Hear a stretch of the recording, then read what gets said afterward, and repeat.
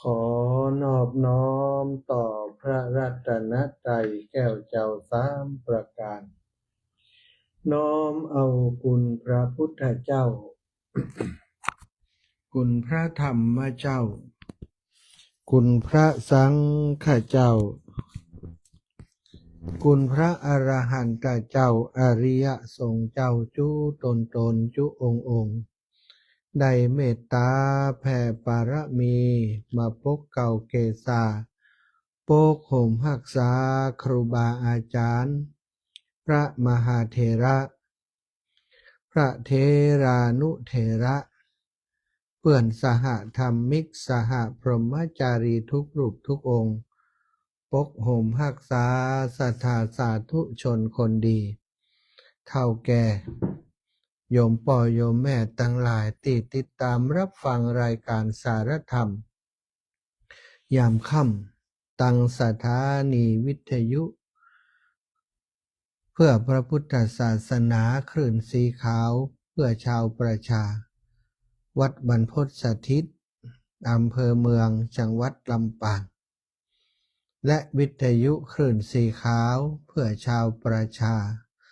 ซึ่งมีศูนย์บัญชาการอยู่ที่วัดปากตางเจริญอำเภอดอยหล่อจังหวัดเชียงใหม่ก็รับสัญญาณเชื่อมสัญญาณไปออกอากาศตังเชียงใหม่ในพื้นที่ตังเชียงใหม่ตังลำปูนหลายๆตำบลหลายๆอำเภอทุกวันสถานีวิทยุของวัดฝ่ายหิน 104.50 เมกะเฮิรตซ์ในเมตตาบารมีของครูบาอาจารย์ท่านพระครูสมุวิสุวัตรวรกิจโจก็ได้เมตตาก็สัญญาณเชื่อมสัญญาณไปออกอากาศในพื้นที่ของจังหวัดเชียงใหม่ทุกวันเหมือนกันต้องขอกราบในเมตตาครูบาอาจารย์ที่หันความสำคัญของรายการสารธรรมยามค่ำได้เกาะสัญญาณไปหือศรัทธาอีป่ออีแม่ทั้งหลายที่อยู่ไกลจากจังหวัดลำปางเนาะไกลจากวัดบรรพตสถิตบ่สามารถจะรับคลื่นจากวัดบรรพตสถิตก็อาศัยการเกาะสัญญาณเชื่อมสัญญาณจากสถานีวิทยุในพื้นที่จึงทำให้ศรัทธาญาติโยมทั้งหลายสามารถติดตามรับฟังรายการตั้งสถานีวิทยุเตียตมาจัดรายการอยู่ที่วัดบรรพตพดไปออกตังเชียงใหม่ตังลำปูนและอีกหลายพื้นที่ที่เปิ่นเกาะสัญญาณไปศรัทธาญาติโยมวันนี้ก็มีปัญหาคลุกคลักเรื่องของอินเทอร์เน็ตที่วิทยุออนไลน์ของวัดบรรพตสถิตวันนี้มีปัญหาอินเทอร์เน็ตเสียอินเทอร์เน็ตบดีของที่เปิ่นมาติดตั้งฮื้อก็บ่ฮู้ว่ามีปัญหาอะไรอย่างได้โทรไปสอบถามเปิ่นก็บอกว่าจะแก้ไขฮื้อแล้วก็จะโทรมาแจ้งว่าเกิดอะไรอย่างขึ้นแต่จนถึงบัดนี้เป็นเวลา 4-5 ชั่วโมงมาแล้วก็ดับวิ่งเย็นไว้เปิ่นบ่ได้บอกว่ามันเป็นหยัง ก็เลยไลฟ์สดเอาเนื้อสตาเสียงที่ศรัทธาญาติโยมได้ยินจากตังเชียงใหม่ตังลำปูนที่ออกอากาศอยู่นี้ก็จะเป็นเสียงไลฟ์สดโดยโทรศัพท์มือถืออาตมาก็ไลฟ์สดให้กับศรัทธาตังเชียงใหม่ได้ติดตามรับฟังแล้วก็ที่ลำปางนี้สามารถจัดรายการในห้องส่งได้ลำปางเสียงก็จะสมบูรณ์น้อยแต่ก็สัญญาณจากสถานีบ่ได้ในอินเทอร์เน็ตสถานีบ่ดี ส่งไปให้บ่ได้แต่เนศรัทธาเอาละพบปะกันค่ำแรงนี้เป็นวันพระเนาะศรัทธาญาติโยมหลายคนหลายท่านก็ไปทำวัดไปสวดมนต์ที่วัดในหมู่บ้านในชุมชนของตัวเองบางคนก็จะไปนอกชุมชนวัดที่เคยไปเป็นประจำตุลุงตุอาวตุนะตุอาตุลูกไปจำพรรษาอยู่ที่หันก็ไปสวดมนต์ทำวัดโดยเป็นทายาททางศาสนาโดยกันนี่สำหรับหมู่เฮาท่านเจ้าทั้งหลายทุกค่ำยามแรงที่อาตมาภาพจัดรายการก็ จะปาสถาญาติโยมไหว้พระสวดมนต์ทำวัดเย็นก่อนถึงจะนำเรื่องราวต่างๆมาสนทนาอุจาตามควรแก่เวลาเนาะอ้าวศรัทธาไหว้พระพร้อมกันเนอกราบพระพร้อมกันกราบหนึ่งพุทโธเมนาโถกราบสองธัมโมเมนาโถกราบสามสังโฆเมนาโถ อิมินาสการเรนะพุทธังอภิปูชยามิอิมินาสการเรนะธัมมังอภิปูชยามิอิมินาสการเรนะสังฆังอภิปูชยามิอะระหังสัมมาสัมพุทโธภะคะวาพุทธังภะคะวันตังอภิวาเทมิกราบสวากขาโตภะคะวะตาธัมโมธัมมังนะมัสสามิกราบ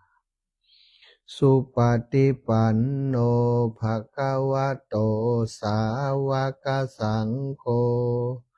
สังฆังนะมามิกราบนะโมตัสสะภะคะวะโตอะระหะโตสัมมาสัมพุทธัสสะนะโมตัสสะภะคะวะโตอะระหะโตสัมมาสัมพุทธัสสะนะโมตัสสะภะคะวะโตอะระหะโตสัมมาสัมพุทธัสสะ พุทธังสรณังคัจฉามิธัมมังสรณังคัจฉามิสังฆังสรณังคัจฉามิตุติยัมปิพุทธังสรณังคัจฉามิตุติยัมปิธัมมังสรณังคัจฉามิตุติยัมปิสังฆังสรณังคัจฉามิตติยัมปิพุทธังสรณังคัจฉามิตติยัมปิธัมมังสรณังคัจฉามิตติยัมปิสังฆังสรณังคัจฉามิอิติปิโสภะคะวะอะระหังสัมมาสัมพุทโธวิชชาจารณะสัมปันโนสุขโตโลกาวิทูอนุตตโรปุริสธรรมสารทิสัทธาเทวมนุษย์สานังพุทโธภะคะวะติสวะคาโตภะคะวะตาธัมโมสันทิฏฐิโกอากาลิโกเอหิปัสสิโกโอปันนายิโกปัจจัตตังเวทิตัพโพวินยูหิติสุปฏิปันโนภาคาวะโตสาวกสังโฆอุชุปฏิปันโนภาคาวะโตสาวกสังโฆยายะปฏิปันโนภาคาวะโตสาวกสังโฆสามิจิปฏิปันโนภาคาวะโตสาวกสังโฆยะทิทังจัตตาริปุริสายุคานิอัฏฐาปุริสปุคขลาเอสะภะคะวะโตสาวกสังโฆอาหุนยโยปาหุนยโยทักขินยโยอัญชลีกะระนิโย อนุตตรังปุญญเขตังโลกัสสาติกราบพระพร้อมกันเนอสัทธาตั้งหลายกราบหนึ่งพุทธังวรันตังศิระสานะมามิกราบสองธัมมังวรันตังศิระสานะมามิกราบสามสังฆังวรันตังศิระสานะมามิไหวพระสวดมนต์ทำวัดโดยกันเรียบร้อยศรัทธาญาติโยมลำดับต่อไปก็จักได้สนทนา สาระธรรมธรรมะอันเป็นสาระอันเป็นประโยชน์ที่หมู่เฮาเจ้าพุทธทั้งหลายควรจะนำมาสนทนามามาจากัน เพื่อจะสร้างศรัทธาประสาทะและก็ได้นำมาประพฤติปฏิบัติเป็นข้อคิดสะกิดเตือนใจ เพื่อเป็นการดำเนินชีวิตไปในแนววิถีพุทธวิถีธรรมวิถีไทย เพื่อการความเป็นไปในความเป็นอยู่ที่มีความสุขเนาะวันนี้ได้มาพบปะกัน2 ครั้ง 2 คราเนาะสถานตั้งแต่ตอนบ่ายมาจนถึงตอนนี้เนาะทั้งที่ก็มีปัญหาช่วงตอนบ่ายนั้นอินเทอร์เน็ตบ่ดีก็พยายามใจหลายๆวิธีได้โทรเข้าไปตั้งสถานีตั้งโทรศัพท์ของเจก็สัญญาณไปตังวัดปากตังเจริญ ตอนนี้ก็ไลฟ์สดได้ก็ไลฟ์สดจะง่ายกว่าโทรน้อยถ้าโทรศัพท์นี้มันจะมีปัญหาเรื่อง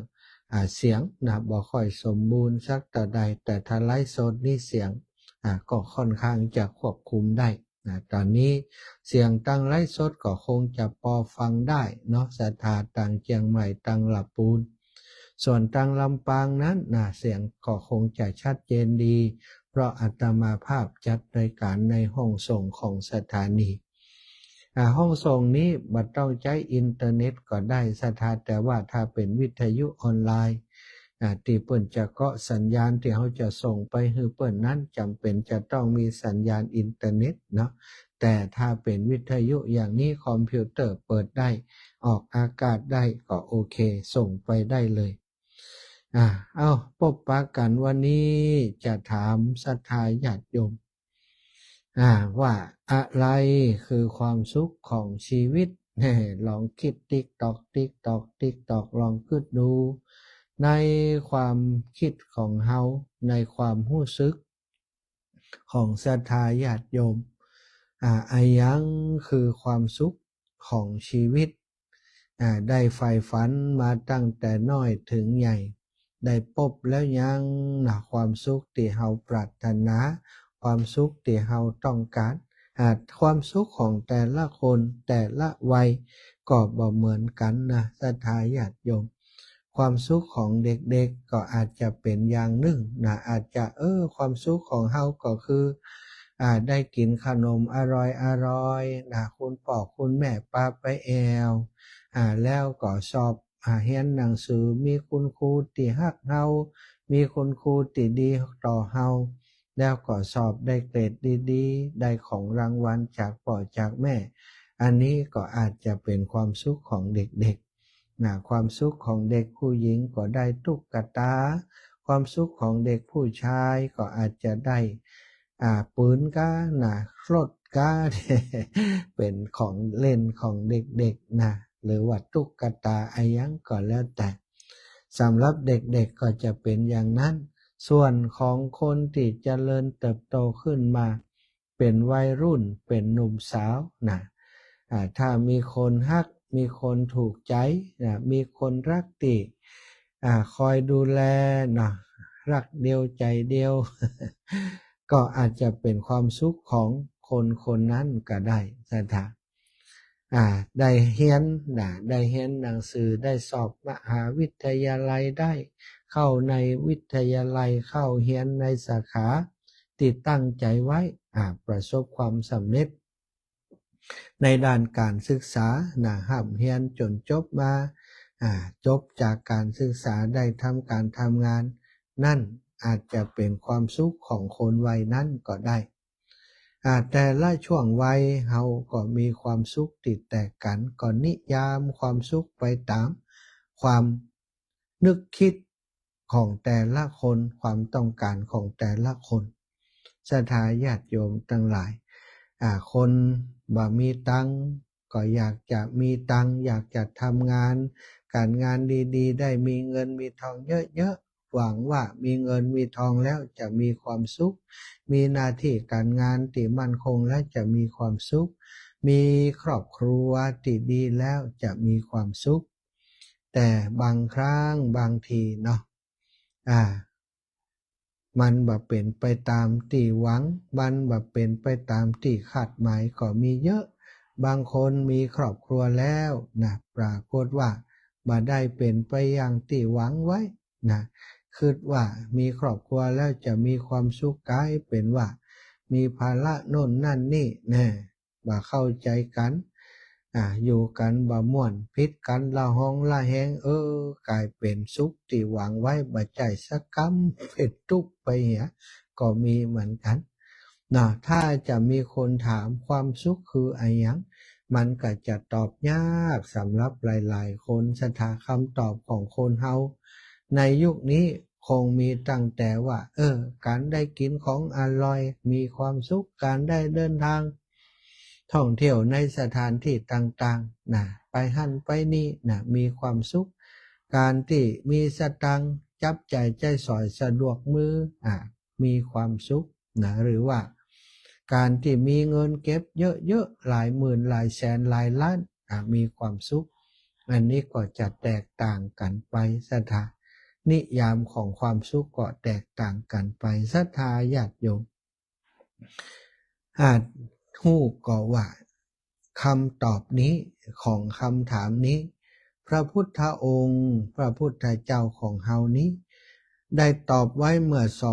2,500 กว่าปีก่อนมาแล้วนะพระพุทธองค์ทรงได้ตรัสถึงจำแนกความสุขของคนทั่วไป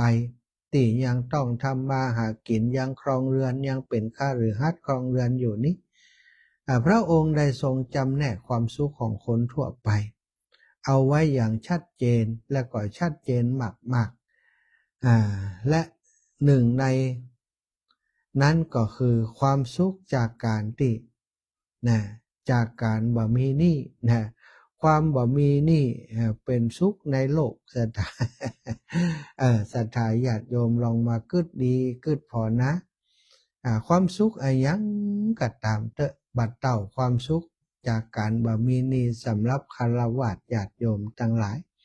ถ้าจะถามกันว่าตอนนี้นี่คนศรัทธาโดยเฉพาะคนที่วัยทำงานคนกำลังสร้างเนื้อสร้างตัวก็ดีบางคนต้องไปกู้หนี้ยืมสินมาซื้อรถมาซื้อบ้านส่งลูกส่งเต้าห้ำเฮียนล้วนแต่เต็มไปด้วยสตังค์ที่ไปยิบยืมเอามาจากอนาคต ไปกู้หนี้ยืมสินมาก่อนแล้วก็ผ่อนใจไป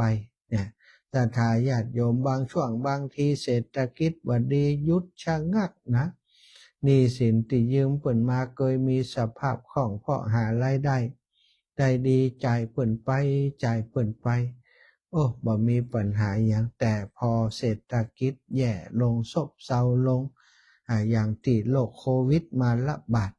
เมื่อหลายปีก่อนธุรกิจอย่างธุรกิจโรงแรมธุรกิจด้านการบริการสถานบอกว่าธุรกิจการท่องเที่ยวการเชิงในเรื่องของโรงแรมร้านอาหารต่างๆเนาะจุดท่องเที่ยวสถานที่ท่องเที่ยวร้านกาแฟคาเฟ่ต่างๆบ่มีคนเข้าเลยศรัทธาญาติโยมจากคนคึกคักหายวับไปในพริบตารายได้บ่ได้เข้ามาหนี้สินที่มีอยู่ก็มีกู้หนี้ยืมสินมาแปลงร้านมาสร้างร้านมาทำร้านกิจการกำลังจะไปด้วยดีแต่จู่ๆก็มีเหตุการณ์อย่างนั้นเกิดขึ้นแล้วก็หนี้สินที่กู้ยืมเปิ่นมามันบ่ได้หยุดนะสถา มันก็วิ่งของมันไปเดือนสิ้นเดือนก็ต้องจ่ายสิ้นเดือนก็ต้องจ่ายบ่มีบ่ได้ไม่มีก็ต้องมีเนี่ยถึงจะภาคนี้นะภาคนี้ได้ตามคำสั่งของรัฐบาลแต่ก็ต้องใจอยู่ดีเนาะแต่ทีนี้ศรัทธาญาติโยมทั้งหลายถ้าบ่มีใจโลเป็นอย่างไรเปิ่นก็ต้องยึดล้านยึดลวงจะหันว่าในช่วงของที่ผ่านมาจะหันว่าห้างใหญ่ๆในประเทศของเฮาหลายห้างหลายที่หลายแห่งที่เชียงใหม่นี่โอ้ศรัทธาเคยไปแอวคึกคักสมัยก่อนเซ็นทรัลกาดสวนแก้วไปจะเกิดว่ามันจะต้องปิดตัวลงในห้างมีตึงโรงแรมมีตึงร้านอาหารมีตึงพ่อค้าแม่ขายไปขายกันเป็นล็อกบ่ฮู้กี่จันศรัทธาคนที่ไปทำมาค้าขายแต่สุดท้ายเมื่อเศรษฐกิจไปบ่ได้เปิดปิดตัวลงคนตั้งหลายเหล่านั้นลดศรัทธาคนที่เคยทำงานมีรายได้ต่อวันต่อเดือนต่อปีต่ออันต่ออีมีหนี้มีสินที่จะต้องใช้พอเกิดเหตุการณ์อย่างนั้นมาเปิดปิดตัวลงไปปัญหาเกิดขึ้นเลยทุกอกทุกใจหลายๆคนได้ทำร้ายตัวเองตัดช่องน้อยแต่พอตัวบ่สามารถจะอยู่สู้หนี้สินได้ก็มีเยอะนะเพราะฉะนั้นภัยก็ตามที่มีหนี้มีสินอยู่ความทุกข์ก็ตีตามเฮาเป็นเงาตามตัวเนาะศรัทธาคนบ่มีหนี้นี่มันเบาสบายอาตมาก็ฮู้จักหลายคนอยู่โยมพ่อโยมแม่ที่เปิ้นสร้างเนื้อสร้างตัวโดยบ่มีหนี้สินเลยแล้วก็บ่ส่งเสริมให้ลูกหลานมีหนี้มีสินนี่แม้กระทั่งยืมตังของครอบครัวก็บ่ให้ยืม ฮื้อสร้างเนื้อสร้างตัวด้วยตัวเองพยายามเก็บออมเคยรู้จักอยู่เพื่อนบอกว่าการมีหนี้การเริ่มทำอย่างจากการมีหนี้นั้นมันทำให้คนนั้นทำงานบ่ค่อยรอดมันกึดหนักสถาแต่ว่าในยุคสมัยนี้เปิ่นก็ส่งเสริมนะ ส่งเสริมให้กู้ส่งเสริมให้กู้ธนาคารต่างๆกะธุรกิจต่างๆนี่ส่วนใหญ่ก็จะกู้ไปนักจะแปลงบ้านสักหลังหนึ่งนี่มีเงินเดือนเท่าใดฐานเงินเดือนเท่าใดสามารถจะกู้ตีเป็นตัวเลขเป็นราคาได้เท่าใดสามารถจะกู้ได้เท่าใด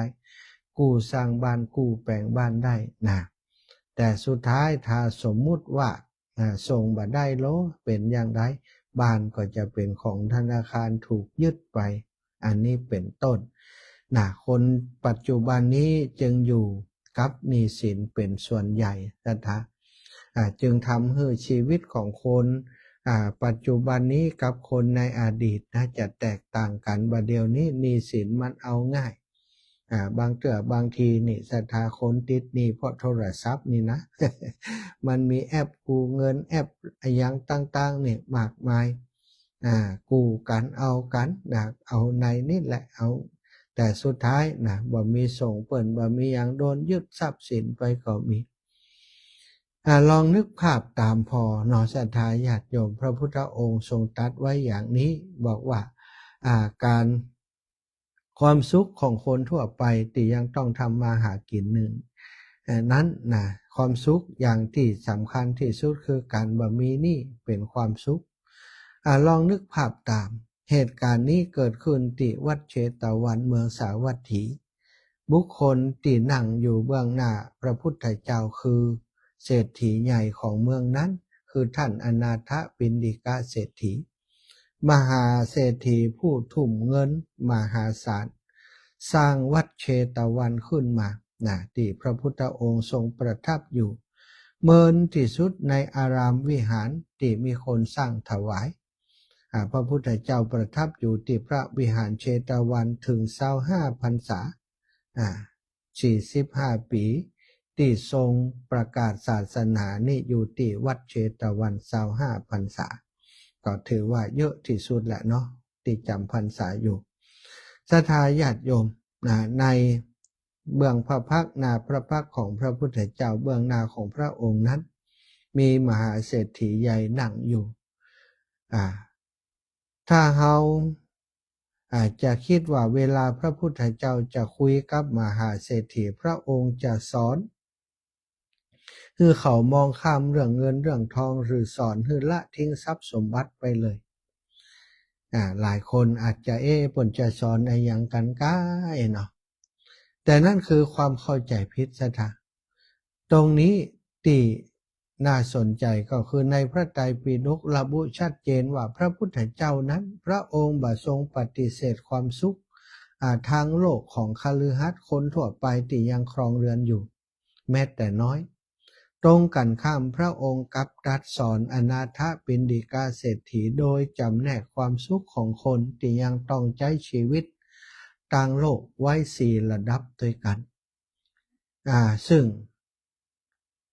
พอเราได้ศึกษาดูมันก็ตรงกับชีวิตของคนทำงานในยุคปัจจุบันนี่เป๊ะเลยแหละสถาพระองค์จำแนกความสุขไว้อยู่4 อย่าง4 อย่างความสุขของคฤหัสถ์1ความสุขจากการมีทรัพย์เรียกว่าอัตถิสุขคือความสุขความภาคภูมิใจที่ว่าเฮามีทรัพย์ที่หามาได้เฮามีทรัพย์ที่หามาได้โดยน้ำพักน้ำแรงของตัวเองหามาได้โดยสุจริตบ่ได้ขโมยไผมาอันนี้คือความสุขข้อที่ความสุขจากการมีทรัพย์มีทรัพย์เป็นของตัวเองจะนักน้อยต่อใดก็แล้วแต่ว่ามันเป็นทรัพย์ของเฮาเป็นทรัพย์ที่เขาหามาได้แล้วเฮาสามารถเอาทรัพย์นั้นไปใช้จ่ายอย่างสบายใจเป็นทรัพย์ที่หามาได้โดยสุจริตบ่ได้ฉ้อโกงบ่ได้ลักขโมยไผมาบ่ได้แย่งชิงจากไผมาอันนี้คือความสุขของคฤหัสถ์ข้อที่1เรียกว่าอัตถิสุขความสุขของคฤหัสถ์ข้อที่2เมื่อมีทรัพย์แล้วก็มีสามารถใช้จ่ายทรัพย์ใช้จ่ายทรัพย์นั้นอย่างสบายใจเรียกว่าโภคสุขความสุขจากการได้ใช้จ่ายทรัพย์ที่หามาได้อย่างสบายใจคือการได้เอาเงินที่หามานั้นไปเลี้ยงดูตัวเองไปสร้างครอบครัวเลี้ยงดูครอบครัวคนที่เฮารักเฮาฮักให้มีความสุขและได้แบ่งปันความสุขนั้นแบ่งปันทรัพย์นั้นทำประโยชน์เพื่อผู้อื่นตัวนี่อย่างท่านอนาถบิณฑิกาเศรษฐีเป็นผู้ที่มีทรัพย์ใจทรัพย์ในการเลี้ยงดูตัวเองเลี้ยงดูครอบครัวให้มีความสุขแล้วท่านก็ได้เอาทรัพย์ส่วนหนึ่งมาสร้างวัดที่ชื่อว่าพระเชตวันมหาวิหารคือกับพระพุทธเจ้าได้ทรงประทับอันนี้ท่านก็มีความสุขจากการบริโภคทรัพย์บางคนศรัทธามีทรัพย์หาทรัพย์มาได้แต่บ่มีความสุขในการบริโภคทรัพย์ก็คือขี้จิขี้ทีบ่กล้าใช้ทรัพย์นั้นกลัวมันจะเสี่ยงกลัวมันจะหมดไปอย่างเศรษฐีที่ขี้จิกันเนาะอย่างเศรษฐีขี้จิคนหนึ่งที่มีทรัพย์ถึง80 โกฏแต่บอกกล้าใช้จ่ายศรัทธาเสื้อผ้าอาภรณ์ที่นุ่งที่ทรงของตัวเองก็ดีของภรรยาของลูกๆนี่เป็นผ้าเนื้อหยาบตึงนั้นบ่ยอมซื้อผ้าที่อันใหม่ๆหรือว่าสะอาดหรือว่ามีราคาดีๆมาใช้เลยรองเท้าก็ใช้รองเท้าเก่าๆปุดๆขาดยิบตาบไปทำตัวเหมือนกับบ่ใจเศรษฐีมีทรัพย์ถึง80 โกฏมีวันหนึ่งได้เข้าเฝ้าพระราชาแล้วก็ระหว่างที่เดินทางกลับมาเศรษฐีนี่เปิ่นจะมีเวลาที่ไปเข้าเฝ้าพระราชาหรอสัตคงจะไปเหมือนกับว่าเป็นเศรษฐีในเมืองนั้นเนาะต้องคบหากับพระราชาต้องเหมือนกับว่าเป็นที่ปรึกษาตั้งเศรษฐกิจอีกนะได้ไปเข้าเฝ้าพระราชาเสร็จแล้วก็กลับมาระหว่างทางกลับมานั้นหันคนเปิ่นแป่งข้าวหนมเบื้องสตาสาบกินขนมเบื้องหอมอยากจะกิน อยากจะกินข้าวหนมนั้น กลับมาถึงบ้านบอกภรรยาว่าเฮาอยากจะกินขนมเบื้องนะสถาภรรยาได้ยินดังนั้นก็ไข้หัวคึกๆเลยแหละฮะก็อยากกินก็ทำกินกับป่อจะไปอยากอะไรยังนะเฮาสามารถทำขนมเบื้องนี่ทรัพย์สินเฮามีเยอะแยะเฮาสามารถทำขนมเบื้องแจกคนทั้งเมืองให้ได้กินโดยเฮาได้เลยน่ะเอาเศรษฐีได้ยินดังนั้นเต้นหยงเลยเธอว่าไอ้ยังก็ตะกี้นะโอ้ภรรยาก็ตกใจฮะเป็นอย่างท่านเศรษฐีตะกี้อู้ดีๆบ่เดียวจะได้หน้าบึ้งตึงจี้หน้าด่าเธอว่ายังไงเธอจะเอาทรัพย์สินของเฮาที่มีอยู่ที่หามาด้วยความลำยากลำบากมาทำขนมเบื้องแจกคนทั้งเมืองเลยคะวะนางก็ว่าโอ้ถ้านางก็หู้ตัวแล้วว่าเศรษฐีขี้จิเนาะโอ้ถ้าบ่แจกคนทั้งเมืองก็แจกในหมู่บ้านเฮานี่ก็เปเลิกกันนี่นะเศรษฐีก็ว่าประโยชน์อะไรอย่างจักกับการแจกทั้งหมู่บ้านเล่านะนางก็บอกว่าถ้าบ่ให้แจกอย่างนั้นก็เอาเฉพาะข้าทาสบริวารแล้วก็ครอบครัวเฮาก็เปเลิกกันอย่างเศรษฐีก็บอกว่าประโยชน์อะไรอย่างกับการกินของคนในครอบครัวเฮาอยากกินคนเดียวเท่านั้นฉะนั้นเธอบ่ต้องกินคนอื่นบ่ต้องกินทำให้ฉันกินคนเดียว โอ้ขี้จิแต่ขี้จิหวานปันไฟวะซะทะภรรยาก็เข้าใจทันทีอันก็ได้ทีนี้อย่างใดจะทำขนมเบื้องติครัวติในบ้านก็ขอคนอื่นจะหันแล้วเขาใครอยากกินปากันเอาอุปกรณ์ขึ้นไปทำบนปราสาทชั้น7ในห้องนอนบนวะทำโมสังโฆเนาะอย่างมาคิจิปลัมปะเหลือปันป่อเศรษฐีเฮ้ยพระพุทธเจ้าตรวจดูโลกตรวจเจ้ามาตรวจดูข่ายพยานก็หันว่ามีเศรษฐีท่านนี้เข้าไปในข่ายพยานของพระองค์ว่าจะมีอะไรอย่างเกิดขึ้นพระองค์ก็ทราบโดยตลอดเส้นทางว่าเศรษฐีคนนี้เป็นคนตนีทีเหนียววันนี้ถ้าเอาไปข่มความตนีเขาได้เขาเมื่อถูกข่มแล้วถูกข่มก็คือถูกทำให้เข้าใจเรียบร้อยแล้วนะจะได้มาถวายขนมเบื้องต่อเฮาและจะได้ฟังธรรมและเขาจะได้เป็นพระโสดาบันนะได้พบได้มีธรรมะเป็นที่พึ่งได้ถึงพระรัตนตรัยเป็นที่พึ่งแล้วต่อจากนั้นเขาจะเป็นอุบาสกที่ดีจะเป็นคนที่บ่ขี้จิขี้ถี่ พระองค์ก็ห้องพระโมคคัลลานะมาบอกว่าโมคคัลลานะเธอจงไปจัดการเรื่องนี้ด่วนนะพระโมคคัลลานะก็ไปศรัทธาคณะเศรษฐีกับภรรยาทอดขนมเบื้องอยู่บนนั่นนะท่านพระมหาโมคคัลลานะก็เหาะไปยืนอยู่หน้าต่างร้อยอยู่หน้าต่างนั้นเศรษฐีหันอย่างนั้นสมณะท่านนี้มาอย่างนี้วะแทนที่จะอัศจรรย์ใจนะครับว่าท่านมาอย่างนี้มาดำมองอย่างนะ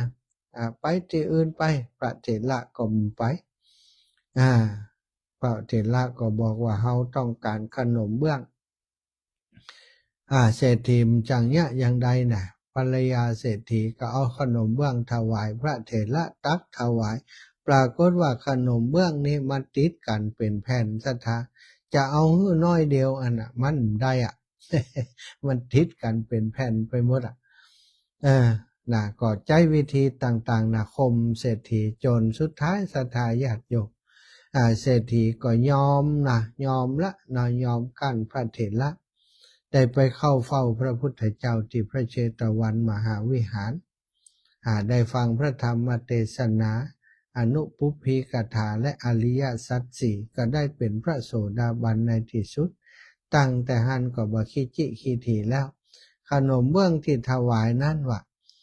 ถวายพระพุทธเจ้าตักถวายตัวใดก็หมดว่าศรัทธาขนมเบื้องน้อยเดียวตักถวายพระพุทธเจ้าและเราพระสงฆ์เป็นปันรูปบ่หมดบ่เสี่ยงเศรษฐีก็เกิดปิติใจไงพอปิติใจพระพุทธเจ้าก็แสดงธรรมให้ฟังการศีลเนกขมมะโทษของกามคุณของการบวชแล้วก็ตัดอริยสัจสี่เพิ่นก็ได้เป็นพระอริยบุคคล เนี่ยมีทรัพย์นักแต่บ่ฮู้จักการใช้จ่ายทรัพย์ก็บ่มีความสุขเมื่อมีทรัพย์มากหาทรัพย์มาได้ฮู้จักบริโภคทรัพย์บริโภคทรัพย์ในที่นี้ก็บ่ได้หมายความว่าใจสรุ่ยสุร่ายนะใจให้มันพอดีในการเลี้ยงดูตัวเองเลี้ยงดูครอบครัวเลี้ยงดูบุคคลอันเป็นที่รักต่างๆพ่อแม่อุปถากอุปถัมภ์ตลอดถึงทำบุญแบ่งปันแก่ผู้อื่นตามควรข้อที่สามสุขจากการบ่เป็นหนี้อยู่ที่ข้อสามนี่สถานอันแรกสุขจากการมีทรัพย์สองสุขจากการบริโภคทรัพย์สามสุขจากการบ่มีหนี้เนี่ยบริโภคทรัพย์แล้วก็ต้องบ่มีหนี้ตัวมีทรัพย์แล้วต้องบ่มีหนี้ก็มีสตังค์เห็นแล้วมันไปเป็นหนี้อย่างอาจารย์ก็ถูกต้องเนาะแต่บางคนก็บ่แน่นะศรัทธาขนาดมีตังค์ยังไปกู้หนี้ยืมสินอยู่ก็มีนะคนหักหนี้ก็มีบางคนมีตังค์บ่ยอมจ่ายหนี้ก็มีนะหักหนี้ก็อยู่กับเฮานะปวดหัวอยู่หั่นแหละเนาะตราบใดที่เฮาบ่สะสางหนี้สินออกไปจากตัวเฮาความทุกข์มันก็ติดตามเป็นเงาตามตัวอยู่อย่างนั้นความสุขจากการไม่มีหนี้นะคือความสุขที่โล่งโปร่งสบายใจที่รู้ว่าตัวเองบ่ต้องติดข้างไผบ่มีภาระผูกพันทางการเงินที่ต้องหวาดระแวงอันนี้พระพุทธองค์ทรงชี้ให้เฮาหันว่าถ้าต้องการมีความสุขในการครองเรือนสิ่งเหล่านี้สำคัญที่สุด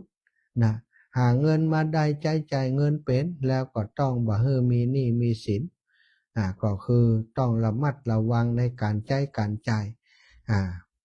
บ่อันนี้ก็จะมีหนี้มีสินแล้วก็จะมีความทุกข์มาหาเฮาเนาะแล้วก็ข้อที่สี่ความสุขเกิดจากการประพฤติที่บ่มีโทษอันนี้สำคัญที่สุดศรัทธาญาติโยมสุขจากการประพฤติบ่มีโทษเรียกว่าอนวัชชสุขคือความสุขจากการใช้ชีวิตแบบบ่ต้องหวาดระแวงหน้าหลังบ่ทำร้ายไผบ่ทุจริตคดโกงไผไว้บ่เป็นความสุขทางใจที่ใสสะอาดเรียกว่าอนวัชชสุขนะความสุขจากการประพฤติไม่เป็นโทษประพฤติไม่เป็นโทษนี่ก็คือเป็นผู้ที่มีศีลบริสุทธิ์ศรัทธาศีลห้านี่ประพฤติบ่มีโทษนี่ถ้าเฮาบ่รังแกเขาบ่เบียดเบียนไผบ่รังแกไผนะก็คนอื่นก็บ่รังแกเฮาเหมือนกันนะเฮาบ่ลักของไผเนี่ยเฮาก็บ่ต้องเดือดร้อนจากการที่เจ้าทุกข์เจ้าทรัพย์จะมาทำร้ายเฮาบ่ไปเบียดเบียนลูกเมียของไผน่ะเปิ้นก็บ่มาเบียดเบียนเฮาแล้วก็เฮาบ่พูดคำหยาบพูดปดมดเท็จกับไผเฮาก็บ่ต้องไประวังแล้วนะว่าคนจะมาโจทย์มาจันเฮาบ่ดื่มสุราเมลัยอันเป็นอนวัชชะที่สำคัญที่สุดนะทำให้มีปัญหาต่างๆคนอื่นทั้งหลายก็เคารพนับถือในความที่เฮาเป็นคนดีบ่เมาบ่หยังต่างๆบ่ทำร้ายไผจะเป็นความสุขที่ใสสะอาดในบรรดาความสุขของฆราวาสทั้งสี่อย่างสามอย่างเบื้องต้นนั้นยังบ่เท่าอย่างสุดท้ายอันที่สี่ความสุขบ่มีหนี้นะเป็นความสุขที่ถือว่าเป็นความสุขในโลกยังบ่เท่าความสุขจากการประพฤติบ่มีโทษอนวัชชสุขคือความสุขจากการใช้ชีวิตที่บ่ต้องเบียดเบียนไผบ่ต้องรังแกไผบ่ต้องทุจริตกับไผอันนี้คือความสุขที่ยิ่งใหญ่สำหรับทุกคนฉะนั้นถ้าเฮาท่านเจ้าทั้งหลายปรารถนาความสุขในการครองเรือนในการเป็นคฤหัสถ์หนึ่งก็ต้องรู้จักการหาทรัพย์มาใช้จ่ายในครอบครัวอัตถิสุขข้อที่สองก็ต้องใช้จ่ายทรัพย์เป็นโภคสุขข้อที่สามจะต้องบ่ให้ตัวนี้เองมีหนี้สินพลุงพลังมีหนี้สินก็หีบชำระเสียตั้งใจชำระให้มันหมดเสียแล้วก็บ่ต้องก่อหนี้ใหม่แล้วสุดท้ายสำคัญที่สุดที่ต้องปฏิบัติอนวัชชสุขคือบ่ป ประกอบการงานที่เป็นโทษทั้งหลายนะความสุขก็จะเกิดขึ้นกับหมู่เฮาถึงตรงนี้ศรัทธาอีพ่ออีแม่ทั้งหลายเนาะทุกคนในเมื่อเฮาอยู่ในพุทธศาสนาฟังคำสอนของพระพุทธเจ้าก็ต้องนำสิ่งเหล่านี้ไปคุ้นคิดไปพิจารณานำไปปฏิบัติเป็นหลักในการดำเนินชีวิตของเฮาในปัจจุบันหลายครั้งที่เฮาทุ่มเททำงานนักนะศรัทธาแต่ว่าระหว่างทำงานนักนั้นก็สร้างหนี้สินไปโดยก็เลยทำให้เป็นคนที่มีความสุขบ่สมบูรณ์สักทีมีภาระตั้งหนี้ตั้งสินปวดหัวอยู่ตลอดเวลาถ้ามองผ่านหลักธรรมข้อนี้เราอาจจะมาพิจารณากับชีวิตปัจจุบันหลายครั้งที่เราทุ่มเทเวลาแรงกายทั้งชีวิตให้กับความสุขข้อที่หนึ่งข้อที่สองคือหาเงินได้เยอะๆใช้จ่ายซื้อความสุขให้เต็มที่แต่ถ้าการใช้จ่ายนั้นทำให้เราต้องสูญเสียความสุขข้อที่สาม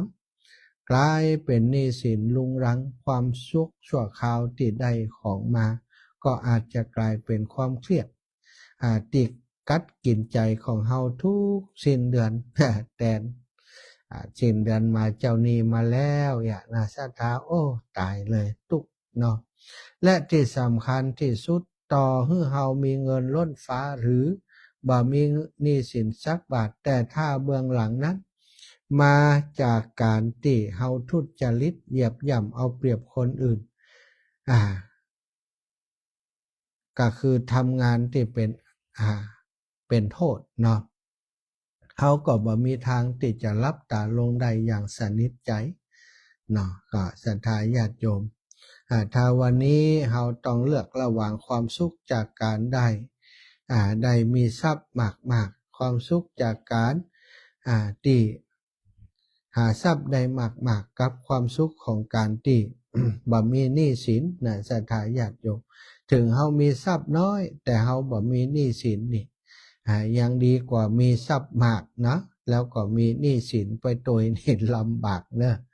เอาละศรัทธาได้อุจากันมาสมควรแก่เวลาตอนนี้19:49 นาทีนะประชาสัมพันธ์มีกิจกรรมในวันที่28ที่โรงพยาบาลศูนย์ลำปางนะคุณหมอเปิ่นมาขอท่านอาจารย์ใหญ่ว่าโอ้อาจารย์ตังวัดบรรพตสถิตมีสถานีวิทยุมีญาติโยมฟังรายการเยอะอยากจะขอท่านอาจารย์ได้สนับสนุนกิจกรรมที่โรงพยาบาลจะมีโรงทานที่โรงพยาบาลในวันที่28อาจารย์ก็แจ้งมาที่มหาสมชาตินะว่าทางโรงพยาบาลขอโรงทานมาเนอะก็เลยจะต้องเอาโรงทานไปช่วยเปิดในวันที่28จะเป็นโรงทานข้าวพัดไข่ข้าวพัดหมูใส่ไข่เนอะสุดท้ายไปจะร่วมด้วยกับอาตมา100กล่องเนาะก็กล่องหนึ่งก็ตกประมาณ20 บาทนะกล่องหนึ่งก็ตกประมาณ20 บาทใครจะเป็นเจ้าภาพด้วยกันสามารถแจ้งมาที่อาตมาได้แล้วก็อีกอย่างหนึ่งก็วันที่19ใครจะเป็นเจ้าภาพโรงทานก๋วยเตี๋ยวกาไก่ในงานตั้งธรรมหลวงที่วัดบรรพตสถิตก็เรียนเชิญเจริญพรแจ้งมาได้หรือว่าจะมาหอมเอาวันที่มาฟังธรรมมหาจักรก็ได้เนอะศรัทธานี่ก็บอกบุญกับศรัทธาอีพ่ออีแม่ได้มีโอกาสสร้างกองบุญกองกุศลด้วยกันบางครั้งบางทีบุญนี่มันก็มาทางอากาศเนาะ อาตมาทำโรงทานแต่ละครั้งนี่ศรัทธาบางทีคิดว่าต้องจกถุงย่ำคนเดียวแต่ว่าพอถึงเวลาก็ศรัทธาก็สนับสนุนจ่วยหั่นน้อยจ่วยนี่น้อยหนักกุ้มไปนะบางถ้าจะขาดก็ขาดแถมบันนักเนาะอันนี้ก็ถือว่าเป็นสายบุญร่วมกุศลกันสำหรับคนที่ให้หอมเป็นเจ้าภาพการเทศตั้งธรรมหลวงมาเนอะอาตมาขออนุญาตประกาศวันอื่นเจริญปอน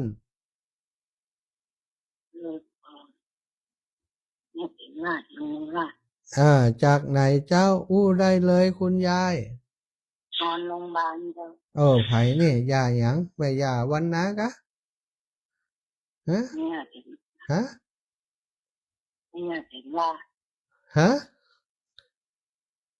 เนี่ยถึงว่า là hôn bán này บ้านคำตรงนี้ càng trồng lâm pang hao ni nè ทุกเมตตาที่เมตตา ตึกเมตตานี่เนาะอยู่มากี่วันแล้วนี่ ที่มา4-5 วันนะ จะได้ออกแล้วก็โทรศัพท์ได้อยู่นี่ พาอยู่ ผ่าตัดlàตากะกะหยังกระดูกหืม สักการ เอาดูแลตัวเองขอให้ปันหอมปันหายเนอะคุณยายเนอะ เรา บุญรักษาปันหอมปันหายโอ้โหอยู่โรงพยาบาลก็ได้ฟังวิทยุอยู่แหละ จัดไล่เลยเนี่ยฮะคุณหมอว่าคุณยายเนี่ยอย่างนี่ฟังวิทยุเจ้าตุเจ้าวัดบรรพตเป็นเตศนี่แหละฟังวิทยุได้อยู่เนาะศรัทธาญาติโยมอีป่ออีแม่ทั้งหลายโทรมามาจากกันได้เนาะสำหรับคนที่เปิ่นให้หอมวันนี้ก็มีโยมแม่เพนผาลาดโยมแม่เพนผาลาดแล้วก็โยมแม่ละไมจ้ะเนาะละไม พี่สาวเปิ่นอาตมาจดไว้แต่ว่าอยู่ที่ห้องเนาะสถานอันนี้อาตมาจัดรายการที่ห้องส่งก็เลยที่อยู่ที่ห้องนั้นกับรายชื่อที่เปิ่นหอมมันอยู่ที่ห้องเนาะอีกส่วนหนึ่งอยู่นี่ก็มีไผนี่รายชื่อที่นี่มีที่เพิ่มเติมมาเด้อแม่สมใจปีบ้านใหม่แล้วก็คณะญาติธรรมเพิ่นตะคืนนี่เปิ่นบอกในรายการแล้วแม่ครูเกษณีชัยเทพนะจากเชียงใหม่ผู้จาการชูโชคสมทบมา300 บาทแม่จันเรือนใสกันที่8กุมารเนาะการกุมาร100นะปีแปะแม่อุไรวันอภิธัญญากรเดี๋ยวก็หมู่นี้นี่อ่านไปแล้วก็มีเนาะแต่เจ้าโยมน้องสมจิตและคณะสายบุญญาติธรรมของน้องสมจิตอินทวิจิตก็หลายคนเปิ้นได้แจ้งเข้ามาเปิ้นได้แจ้งมาว่าเปิ้นได้เป็นเจ้าภาพได้มาเป็นเจ้าภาพการทำด้วยเนอนะหลายอย่างเนาะก็มีไผ่พ่องเดี๋ยวขอดูกันเนอพันนิดอันนี้บริจาคน้ำท่วมนะน้ำท่วมเมืองน่านเนี่ยอาตมาจะไปวันที่5กันยากับท่านอาจารย์สาธิตน้ำท่วมเมืองน่านนี่ก็มีไผ่นี่ปียูเคนบันฟอนเอามา50 บาทนางพรพันธ์ศรีวิชัยบ้านฟ่อนร่วมทำบุญสร้างเจดีย์ดินกี50 บาทแม่ฟองแก้วจิตมั่นร่วมทำบุญทำหลวง100 บาทแม่เรือนมูลแก้วบุญปันบ้านฟ่อนตำบลชุมพูร่วมบุญทำหลวง50 บาทเนี่ยไผ่แฮมอันนี้ไผ่นี่อาลีชัยสารบ้านวังพร้าว50 บาทน้ำท่วมน่านปีอันนี้แล้วเหรอนุ่นทะนันชัยร่วมทำบุญตาลปีกุลบ้านฟ่อนตั้งทำหลวงแม่สีบ้านต้าFCบ้านตาร่วมทำบุญทำหลวง60แม่บุญตาเทียนชัยบ้านตาปีงัวตั้งทำหลวง100 บาทแล้วก็เปิ่นเตรียมน้ำไว้ตัวนี้เนาะจะร่วมบุญเอาไปบริจาคที่จังหวัดน่านตอนนี้สถานการณ์ที่เมืองน่านเนาะเปิ่นก็แจ้งความเสียหายต่างๆและสิ่งที่เปิ่นต้องการที่อำเภอสันติสุขเที่ยวนี้จะไปที่อำเภอสันติสุขที่พระครูสุจินนันทกิจสถาจะเอาน้ำเอาเข้าเอาอย่างไปถวายไปกับท่านอาจารย์พระสาธิตธีระปัญโยสถาบันธรรมาภิวัตรสถาญาติโยมอยากจะไปดูอยากจะไปร่วมบุญตัวแต่ว่าจะไปช่วงพุ่นนะวันที่5 เดือนกันยาเพราะช่วงนี้นี่มีงานหลายอย่างแล้วก็สถานการณ์ทางพุ่นยังแบบปลอดภัยเตื้อ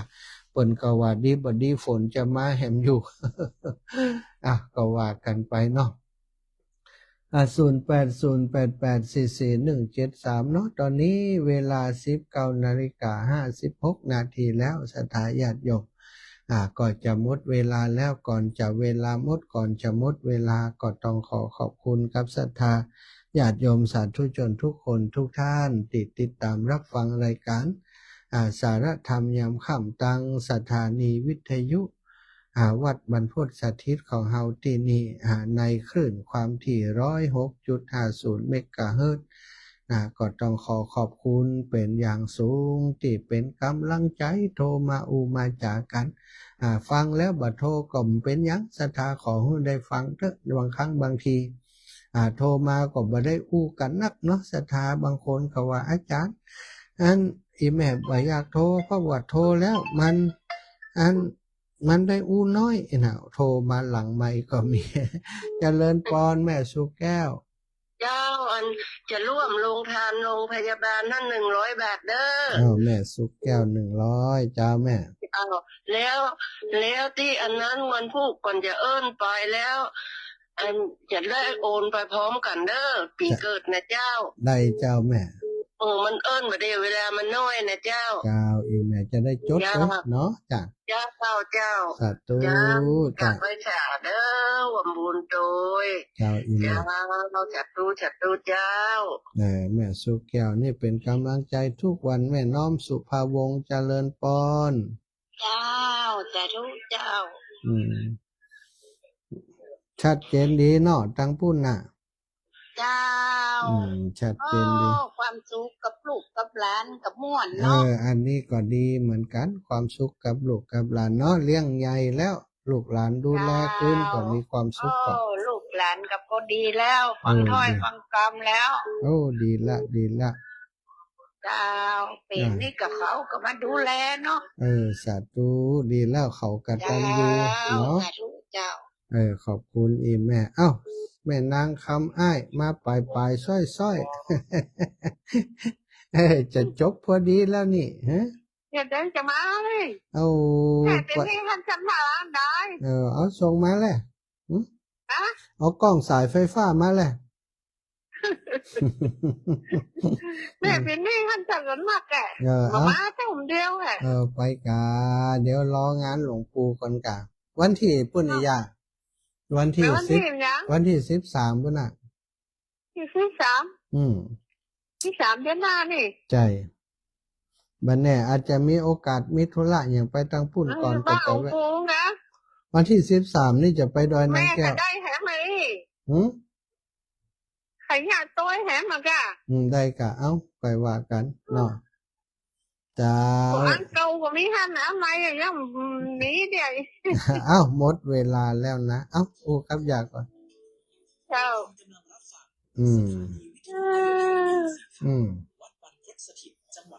ได้อยู่นะได้กะอยากก็บอกกะจะทำอย่างก็ได้มีปัญหาอย่างวะจะรวมมันทำหลวงปีวัวเท่าไร200เนาะปีวัวพ่อกะอยากคนเล็กคนน้อยก่อนจะเป็นเตะโยมโหใจเศษกาของหลวงปู่กะยะอยู่เพราะมันทำนั่น200เนาะเจ้าอย่าอย่างแหมก๋วยเตี๋ยวแหมร้อยเตี๋ยวแหมร้อยข้าวพัดแหมร้อยข้าวพัดแหมร้อยไหนกันไหนละ